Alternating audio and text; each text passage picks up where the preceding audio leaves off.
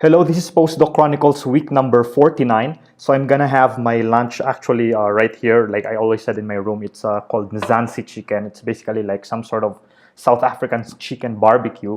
But as you can see, we're looking at the May 22nd archive in high energy physics phenomenology. And so actually our paper was uploaded in the May 21 submission. So let's go there. Okay. And yeah, so in arXiv, especially in phenomenology, you usually get like around 20 to 30 papers per day. And like I said from the previous Postdoc Chronicles week number 48, we were submitting it last Friday, and so we were able to submit it. And yeah, I learned like a trick regarding submission. I didn't know this. Like I said before, when I submitted my first and only arXiv paper before this one, so we just like submitted it and it was fine. But I was told by my supervisors that there's this thing where if you want to be at the top of the list, so you go look at the arXiv time and then what is like the deadline, and if you want to submit within that deadline, you'll end up on top. And it turned out like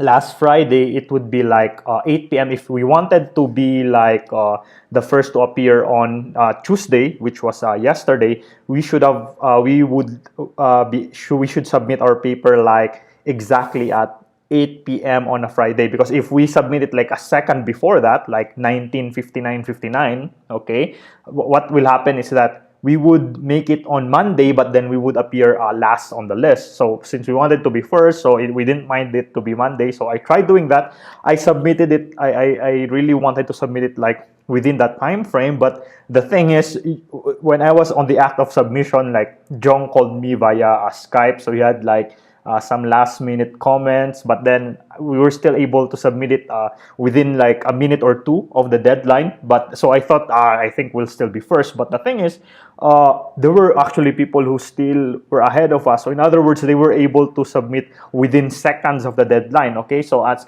you can see, these are the submissions for Tuesday. We are actually, so let me try look for my paper here. So it's here, okay? So we are actually for Tuesday, 1, 2, 3, 4, 5, 6, 7. We were the 8th, okay, for the submission, but it's still fine, okay? At least we're not at the bottom, but still like at the higher scheme of things, it actually does not matter. You know, if people are really interested in your work, they will still look at it even if it's like at the bottom of the list. But you know, it's always to be nice to be on top. Like people could see it right away. So let me click on this link for our paper. So Jong said that we would still wait for a week for if we get some, you know, mean comments or criticisms or some suggestions to improve the paper further. And afterwards, after a week, we will be submitting this to physics letters B. And then right now we are already proceeding to the I'm already focusing on the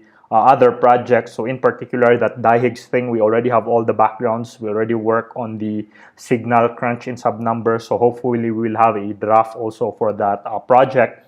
And then the other one is I'm reviewing how to write the checkmate in analysis manager in checkmate, so that we will be writing our own analysis for the current Atlas and CMS searches from the run 2, okay? Because checkmate authors, they would want to have a legacy paper for checkmate that is dedicated to the latest results of run 2. And then Jong asked me if, you know, I would be interested to be part of the author of that legacy paper, and said, yeah, sure, why not? Okay, but anyway, here's the paper. So let's look at the PDF. Let's scan it quickly. Of course, in my last Postdoc Chronicles, I already showed this, you know.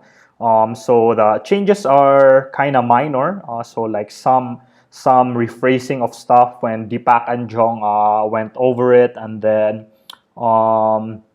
what else? So improvements of some of the plots, and I added like a table to summarize our kinematic cuts and selection criteria, and so on. Okay, but yeah, let me just read very quickly the abstract here. So we investigate the discovery potential of a stealth SUSY scenario involving squark decays by reconstructing the lightest neutralino decay products using a large radius jet containing a high transverse momentum photon. Requirements on the event topology, such as photon and large radius jet multiplicity, result in less background than signal. We also estimated the sensitivity of our analysis and found that it has a better exclusion potential compared to the strongest existing search for the specific benchmark points considered here. So basically, the main result of our paper is we have this analysis involving a fat jet looking at the final state containing a photon, and basically we have an existing limits on the benchmark points that we considered, and according to these existing limits, it is already it is still accepted. Okay, this benchmark points, but if we use this particular search that we have here, ours says that actually these benchmark points should already be excluded as well. So even if you incorporate the stealth SUSY scenario, okay. So in other words, there are existing final state topologies that would render the stealthiness of the stealth SUSY scenario weaker. Okay, that's the the clever thing about our title. It was actually Jung who thought of this title because stealth SUSY says that you can evade existing searches by making the missing energy smaller, but actually in this paper we say that no, but actually even if you have a small missing energy, if you illuminate your final states, in other words, if you consider a high PT photon inside it, then it would make the stealthiness weaker. So it's like you try to be stealthy, but we're illuminating it, then the stealthiness becomes weaker. So yeah, that's basically the gist of the title. But yeah, I'm really happy about this paper because it's my first phenomenology high energy physics paper in general, and hopefully the referee won't give us a hard time, So yeah, so that's it for so I'll stop it right here for my Postdoc Chronicles because I still have to eat my lunch and then go back to school for the rest of the day. Okay, so thank you very much for watching. This has been Postdoc Chronicles week number 49. I'll see you next time. Bye bye.